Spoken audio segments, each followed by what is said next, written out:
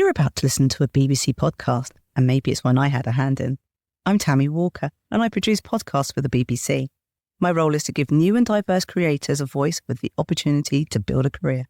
That's the thing I love about podcasts. You start with just a good idea, but then you have the space to see where it goes. And doing that at the BBC means we can really run with the best stories while developing the most unique audio talent. So if you like what you hear, why not check out the huge range of podcasts we've got on BBC Sounds? BBC Sounds. Music, radio, podcasts.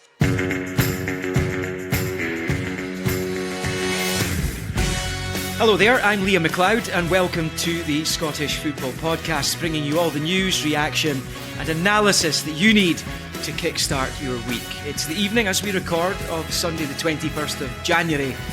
Following the winter break, we're back with a bang. It's Paulo Bernardo, it chips it into the back of the net. Booth rifles it back to the edge of the box. What a hit that is! It's been Scottish Cup 4th round weekend and it's certainly delivered in terms of drama as well as wonder goals. We've had historic moments and wild celebrations.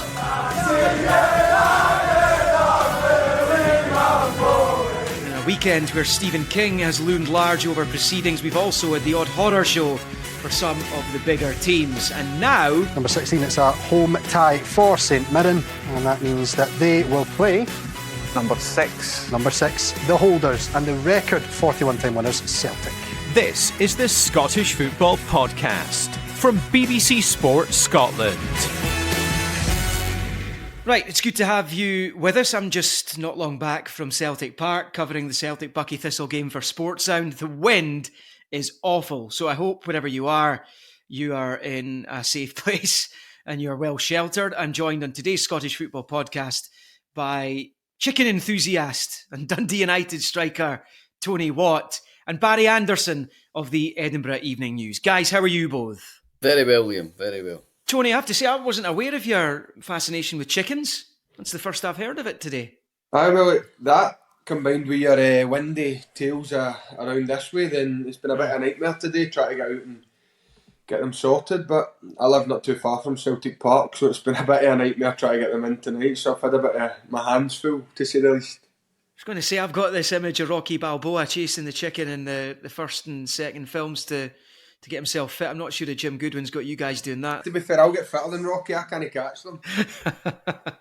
Barry, it's been an interesting 4th round weekend. Any highlights jumping out to you? Probably the biggest highlight's got to be Partick Thistle for me. I just think to win up there 3-0 is a great result to begin with, in isolation, but in the context of what happened to them in the playoff last season, to go to Ross County, I'd imagine they would have a lot of satisfaction coming down the road, coming down the A9 Saturday night there. And I just think the way they went about it, was such a convincing looking performance. They really put County to the sword, and chuff for them. I think it was a really deserved win, deserved result, and nice to see them get through the 5th round. Talking of the 5th round, that has just been made within the last few minutes. I was just watching it on the TV here. It's always an exciting time, of course, and as I mentioned there, St Mirren got the draw that nobody wanted against the holder Celtic. Tony, for one-year-old teams in the shape of Celtic, it's one of the more difficult games on paper.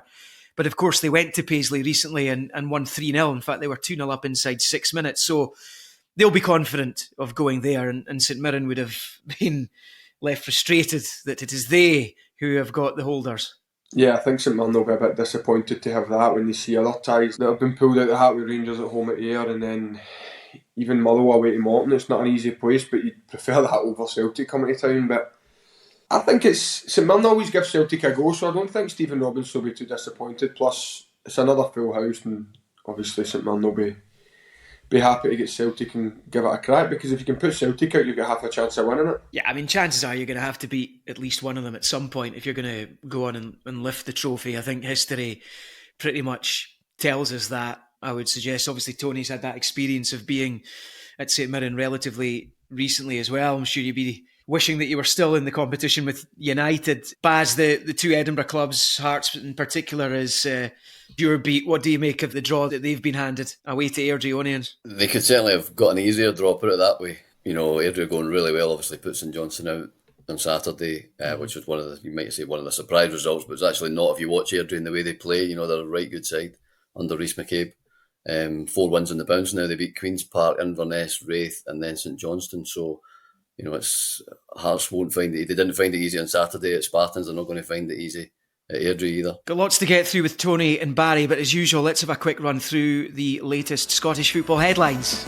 League 2 Bonnyrigg Rose will be hoping to overcome the odds again as they travel to Aberdeen in the 5th round of the Scottish Cup. That after ending Falkirk's long unbeaten run. Celtic will travel to St Mirren, and Ayr United have been handed the task of facing Rangers and Ibrox in round 5. The draw comes after a weekend of drama in the 4th round. Kilmarnock knocked out Dundee, while top flight teams Ross County and St Johnstone lost to championship sides Partick Thistle and Airdrieonians, while holder Celtic rounded off the action earlier on today as we record by easing into the last 16 with a 5-0 win over Highland League Buckie Thistle. And Partick Thistle will face Rangers in the SWPL Cup final, that after beating Hibs 2-0 on Sunday. The Jags manager Brian Graham has pleaded with the authorities to change the date of the showpiece. That's to spare him having to choose between that and playing for the men's team. They're due to be taking on Arbroath. That's going to be a difficult one, Tony, isn't it? Having to surrender the duties, in all likelihood, of one of his jobs there. I mean, he's done such a good job. I was talking to Leanne Crichton about it earlier on with the Partick Thistle women's team, but as we saw in that game against County and Dingwall in the Scottish Cup yesterday, on Saturday, he's still got such a big role to play on the pitch for the Jags. Yeah, Brian's brilliant. He's one of the better championship strikers in the last few years. He's obviously experienced in the league above as well. But no, I was talking to Ross Dockery about it the other day, and I think something similar happened there last year. Maybe he was rushing from one game to the other, and hopefully they just change it. I don't know the dates, but hopefully they just change it if it's the Saturday the games to the Sunday, and it just make it make sense. Just somebody just grab the game, move it one day, and whatever game it is, I think it's circumstances that aren't going to happen every week, so I'm sure we can do that. Yeah, we'll keep an eye on that. Let's start then with Sunday's action. Celtic taking on Stephen King's favourite team, Buckie Thistle. But there was no horror story for the holders, and suspense lasted all of 25 minutes before Paulo Bernardo gave the hosts the lead. Tony, what did you make of the match? I mean, I thought Buckie did pretty well. There's some Premiership teams have gone to Celtic Park and haven't been able to hold out for as long as they did today. Yeah, I've been to Celtic Park and Ibrox and conceded within the first 5 minutes, and it's game over when you're playing against a strong team whenever they're really on it. Obviously you can come back, but not every time, and when Celtic are on it like the way they have been the last few weeks, then if you concede that early, it's game over. So credit to Buckie for so lasting 25 minutes. A team that's a massive level above them, and they'll have been happy with their day out. They'll have just been excited to be there, but Celtic in the end come through 5-0 unscathed, and they'll be delighted with that, I'm sure. Yeah, I mean, Baz, they were backed by a crowd of 2,500 there today. It was a great sight, the Buckie Thistle fans enjoying their day out. As we record this, they'll still be making their way home. It's a 4-hour trip back to the Murray Coast. But they'd have been proud of what they saw from their side today. And I think Graham Stewart, their manager, said that afterwards. Yeah, I think for fans at that level, I hate to use the phrase proper football fans, because the fans of the bigger clubs will be on ready to criticise me, but people who watch football at that level every week and have such a passion for their local team, and the volunteers that turn up for these clubs and help, clean dressing rooms and put strips out and things like that and generate money for them. It's terrific that they get that opportunity to go to places like Celtic Park and just see their team play against, one of the best teams in Scotland and be there and enjoy the day. And as you say, held out longer than some Premiership teams have, so credit to them. What a day for them. And again, the players they'll still be on cloud nine, although they got cuffed 5-0, they'll be on cloud nine for days, just for the simple fact that they've been there and played in that match. Yeah, I think a few of them were Celtic supporters as well, so perhaps making it even more special for them. Let's turn our attention then to Saturday's games with Celtic safely through today. Hearts overcoming Spartans, the game finishing 2-1 thanks to that Frankie Kent goal in second half stoppage time. Barry, you were at the game. It was a proper cup tie. I always kind of worry about saying those words, but it was great that they kept the game at Ainsley Park. I thought it was great to see the stadium in resplendency yesterday, and Hearts had almost exclusive possession of the football, but it was very difficult for them. There weren't too many chances, and the chances that they did make, Blair Carswell, the Spartans keeper, came up with the answers most of the time. was a tough game for them. It was, yeah, a lot tougher than I think some people expected. I think a lot of people expected Hearts just to turn up there and, 2 up by half time, maybe 3-4 by full time, and, safely through. And it was never going to be like that. It was a great sight, Ainsley Park, just seeing it full like that. I'd never been there with so many fans, obviously, record attendance, and it was brilliant seeing everybody packed in. It was almost a traditional look to it, with the fans just standing behind the barriers and things like that, just right almost on the touchline. But credit to Spartans. I thought Spartans, their game plan, I thought was fantastic. Even at 1-0, when they went 1-0 down, they still sat in, they were patient, their shape was terrific. They denied Hearts any space. They were happy to let Hearts have the ball and just play the low block and constrict the space and all the rest of it. There were some great goals across the piece, actually, on Saturday. Blair Spittle scored 2 fabulous goals. Stuart Bannigan, I'm still just double checking, it was definitely Stuart Bannigan hit that one from the edge of the box against County. I think he surprised himself and his teammates with that one. But I don't think there was a better goal, Tony, than the one James Cragen scored against Hearts in that game that we're talking about there. Yes, it looks like Callum Booth is offside when it comes back out to him. But that finish from Cragen was magnificent, wasn't it? Yeah, and I think he's got that in his locker, by the way. We played them at the start of the season, and he's a name, I'm sure he played 100%, I could be getting my wires crossed, but he's a name that people think for that level is a really good player. I think he's known down at that level. And I wasn't going to bring that game up, Tony, just in case you didn't want to go over the old ground there. I heard you saying Blair Carswell and I started getting the shakes. I missed a penalty against them. So I think I need to bring it up before I think about it all night. But no, it was a wonder strike, and same as Spittle, I seen his goals tonight watching the highlights, and there's been a few good goals in the round, definitely. You know the club, Barry, the players, you talk to them all on a regular basis. There was no Lawrence Shanklin in the Hearts team. The official line is that he was sick, he was ill, that's why he wasn't there yesterday. Do you believe that to be the case? Yeah, if that's the line Hearts have given us, that's what you've got to go on, simply because nobody knows any better. So I think Hearts certainly missed him. Interesting to see if he's back Tuesday night, because they will need him if they're going to finish third. They absolutely need Shanklin up there playing every match, on form, scoring goals. That's a massive part of the reason why they're sitting third in the league at the moment.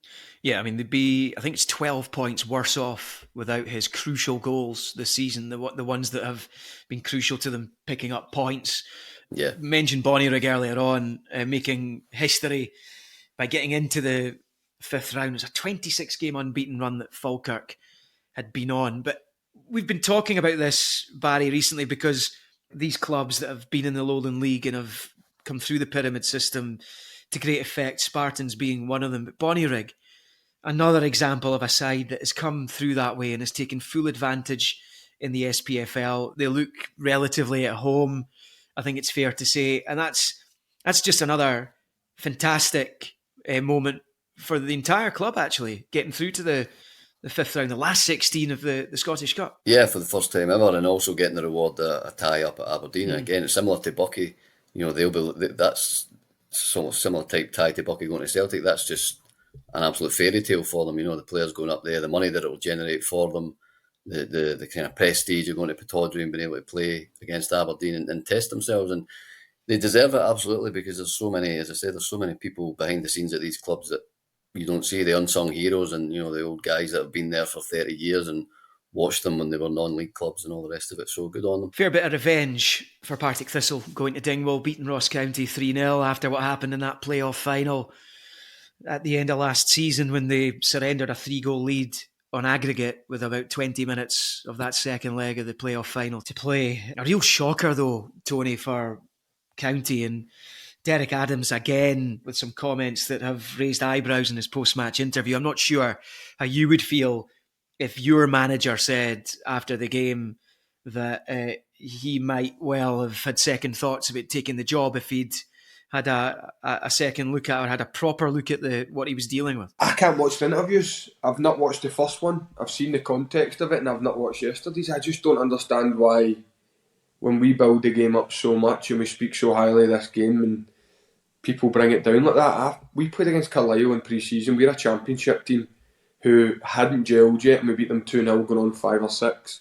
There's no way Morecambe come up here and get relegated. Fact. I don't care what MD's saying. You can't come up and start saying that your players aren't good enough, because if you're going to anybody and any walk of life and tell them they're not good enough. They've got to perform less than what they are. You need, as a player, I need my manager to be behind me and tell me, trust me, and okay, even if he goes harsh on me, know deep down that he trusts me or know deep down that he rates me. And I can't watch the interviews. I just cannot.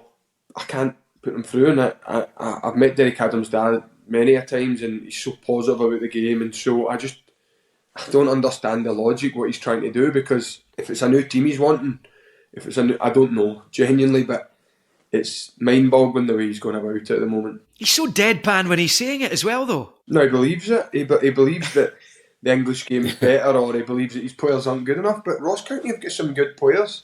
There's no way they should be struggling the way they are. They've got a good squad, and they've got some, especially up the top end of the pitch, Danda, White, Murray, Brophy. They've got some right good players. Henderson, yeah, absolutely. Yeah, couldn't agree more. Hibs came through a real tough test of character at Station Park against Forfar. And Livingston coming from behind to beat Wraith Rovers. And Tony, I would imagine Davy Martindale will be breathing a big sigh of relief after going so long without a victory since early October. And they've been able to upset Wraith Rovers. I think many people thought that was where the lower league side would overcome a top flight team. Yeah, I think Wraith were probably the team that you'd expected. If any were going to overcome a team, it would have been Wraith against Livingston. But I think Davy Martindale, even though he said his moans about his players, and I think he does it a wee bit better than Derek Adams. I think he says they're maybe not good enough and we'll let them go, or we need to bring more quality in, and kind of pleads with his board. And I think that win will absolutely help them in the long run, because they've just got a wee bit of momentum now. Hopefully they can build on that. And Livy always kind of seem to turn it around, especially at home. So I think that'll probably be the most important win of the weekend for any manager. So the draw for the 5th round of the Scottish Cup, Kilmarnock will play Brora Rangers or Cove Rangers. They'll play their match, which was postponed on Friday. It was meant to be played Saturday. That's going to be on Tuesday evening, tomorrow night, up in the Highlands. Cally Thistle Hibs, Aberdeen Bonnyrigg, Morton Motherwell. That's a tasty looking tie as well. Airdrieonians Hearts, Rangers Ayr United, Partick Thistle Livingston, and St Mirren against Celtic.